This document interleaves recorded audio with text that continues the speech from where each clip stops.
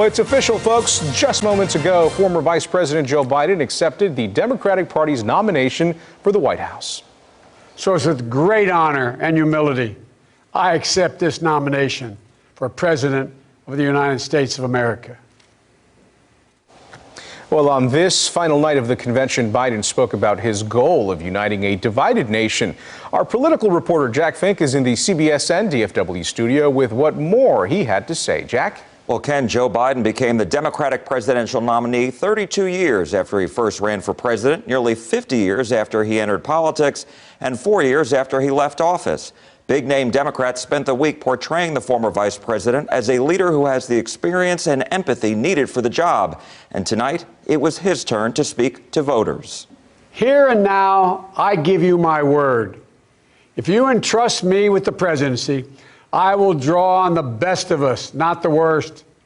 I will be an ally of the light, not the darkness. It's time for us, for we the people, to come together.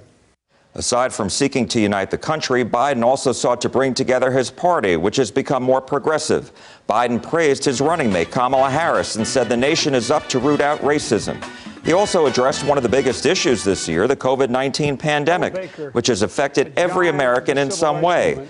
Biden sharply criticized President Trump's handling of the pandemic, saying he isn't up to the job to see the nation through it. Biden said he will put politics aside and require Americans to wear masks. We'll have a national mandate to wear a mask, not as a burden, but as a patriotic duty to protect one another. In short, we'll do what we should have done from the very beginning. Our current president has failed in his most basic duty to the nation. He's failed to protect us.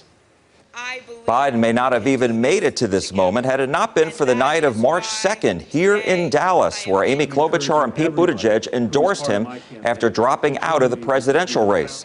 Biden went on to win the Texas primary the next day, and he never looked back. President Trump campaigned in Pennsylvania today near Biden's childhood hometown of Scranton, saying the Democrats are too radical.